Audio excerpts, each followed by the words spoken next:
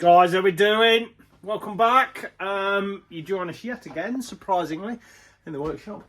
There's not a lot going on at the moment. It's the middle of December. You can't even see out there. It's very, very cold. You can probably see by the breath, or the steam coming off my breath.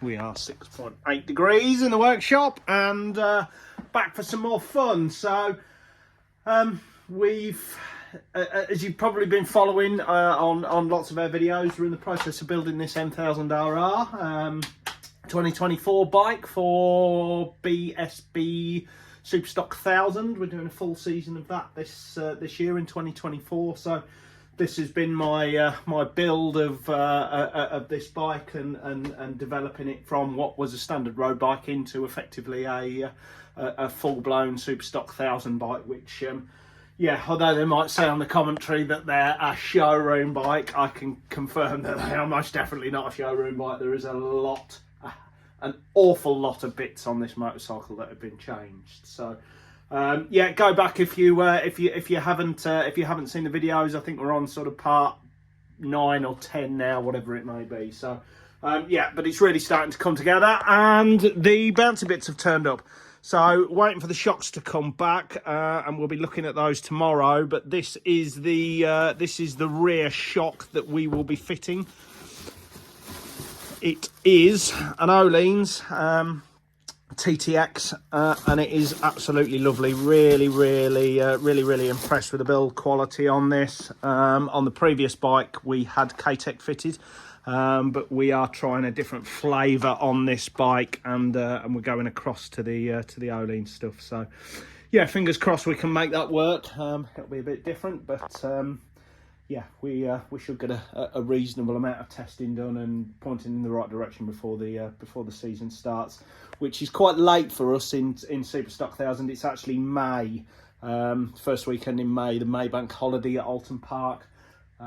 We're not actually involved in the first round at Superstock 1000. That's across in Spain at Navarra, but we haven't been called to that round. But thankfully, or not thankfully, but yeah, we're guesting. So Superstock 1000 is guesting at the MotoGP event at the Silverstone GP track in August. So I think I'll probably take that one over the Navarra round. But yeah, so we will be going out to Spain. We'll be doing a couple of tracks in Spain in March. That's the plan of attack, and then we'll be doing the BSB tests in April, and seeing if we can get this thing pointing in the right direction. So yeah, today's job basically is fitting this this shock, and then the forks tomorrow. There's some bits that we've got to put on there, so we'll be running a full data logging system on this bike. So there's a Motec dash in it, which is just there. We'll be running full front and rear suspension travel. So basically they use these potentiometers which slide in. It's difficult to do one hand.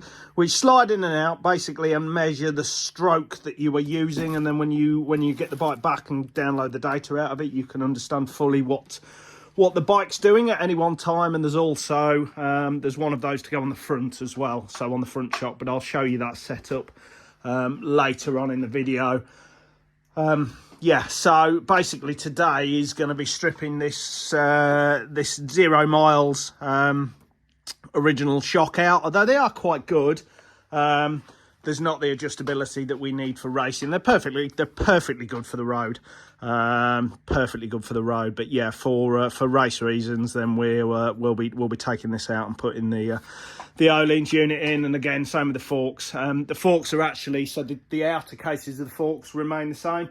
It's a cartridge kit that sits inside the forks, so the original ones come out, and the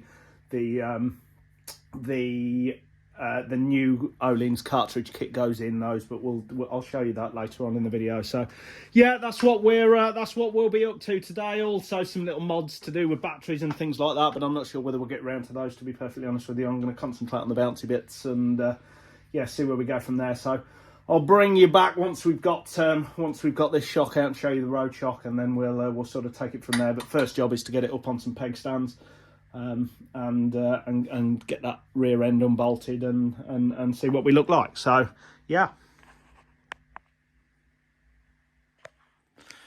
Hi guys, thought now was a good time to bring you back. So we've got the original Marzocchi unit out of the bike now, and on the bench. It came out very easily. It's literally just 2 bolts. So the linkage is up there. Lovely linkage on these M bikes, all machined billet. But yeah, so basically it's just it's 2 bolts, one here, and then one down here on the swinging arm itself. Which and then yeah, just a little bit of thread in the shock through, and it comes through quite easily. So that is the Marzocchi unit. That's yeah, well, done absolutely nothing at all actually. So yeah, we move over to this lovely Ohlins TTX one, and basically what I'm going to do now, I've got a lovely fitting kit from Alpha, which enables us to put this potentiometer on. And measure our rear stroke. So yeah, I've just got to figure out exactly how that goes, but it shouldn't be too hard. There's some fitting bolts at the bottom here, and some tapped holes at the bottom here, tapped holes at the top, so I'm guessing it's something along these lines. But yeah, we'll get that together and then and get it slotted in the bike. So there we go, the potentiometer's on, just to give you an idea about how that works. So yeah, two mounting posts, one at the top, one at the bottom, and then basically if I flick this off here, how that works is that shock compresses and the spring compresses effectively. This rod goes up inside here, and that can measure exactly where in the stroke that shock is, and provide data logging effectively all the way around the racetrack on every lap, in every millisecond, exactly what that shock's doing, whether it's fully compressed, whether it's fully open, where in its travel is. So yeah, we use that to along with the one on the front to sort of set the suspension up and see what the chassis of the bike is actually doing. So yeah, they're sort of key tools in that. So yeah, that one's all mounted. I'm going to get it back in the bike now and get it plugged in, and yeah, the bolts Loctited in and all that sort of good stuff. But no, happy with how that's gone. Really, really very easy, to be fair. So guys, here we go. It's actually the next day. It's Sunday now, and yeah, I needed to go to the gym and get a few jobs done. So Saturday was knocked on the head, and I've come out this morning and we've got this shock in position. So you can see the shock with the potentiometer on the back of it. It's all wired up. I've actually made a bracket for the transponder.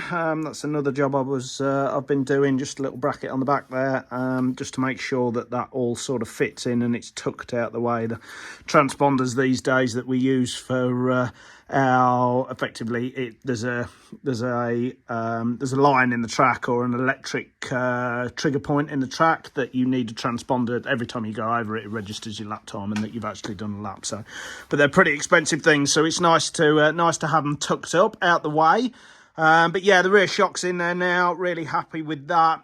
I have just got a slight question over the positioning of the potentiometer. There's not a lot of room in there for flex.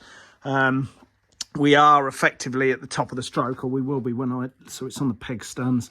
If I drop that down, that is effectively the position it would be if the rear wheel is off the floor, which does happen every now and again. It is very slightly touching, so just going to speak to Alpha on that. It's their bracket and their potentiometer, and I just want to make sure that that's going to be okay like that. But yeah, a fairly minor point.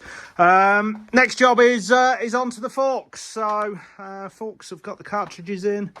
Some Ohlins cartridges in the forks. So yeah, first job will be putting those back in the bike, and then also fitting front potentiometers to them. So I'll show you how we go about that once the forks are back in and good to go. So yeah, we're having a good weekend so far, getting these bouncy bits ticked off. So there we go. One fork leg in with the potentiometer. A little bit of messing about, to be perfectly honest with you. So the potentiometer, as you can see, is sat down here. And let me just explain to you how that works. So again, if I unclip that, if I can get my finger in.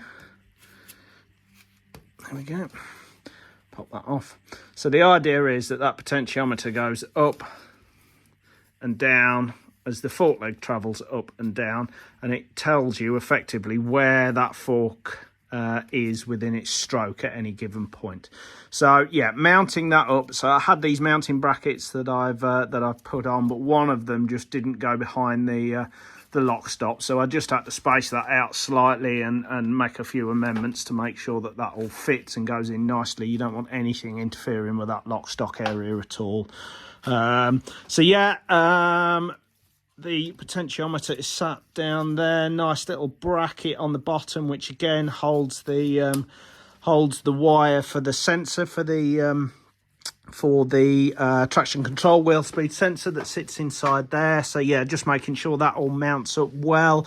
Little bit again, maybe me being a little bit OTT on my protection, but yeah, exposed wires, chop that, it goes into puts it into a kind of limp mode almost. So yeah, really happy with that. Sits on well. Got the other leg to go in now, and then yeah, just make sure we get all these bolts torqued up. Got some lovely titanium bolts in there, making it all nice and lightweight. So yeah, it's really coming together now, or certainly the bouncy bits are.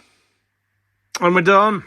Yeah, both legs now in, mudguard on, and a little bit of messing about with this. So the potentiometer sits behind here. These on the M bike, they have a duct that effectively cools the brake calipers.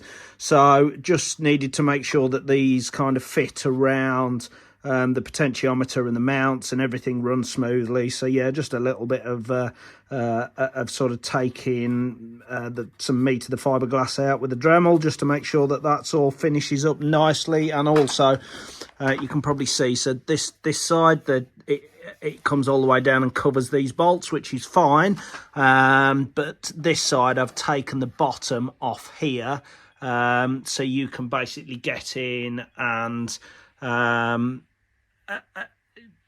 slacken these out so you can get the spindle out easily. So that's just a speed of it just makes it a lot easier in the pits and the paddocks when we're changing wheels effectively. But yeah, so really happy with that. Decent couple of afternoons work there, getting the bike and the suspension all put in. So yeah, you can see the nice lovely top caps on there.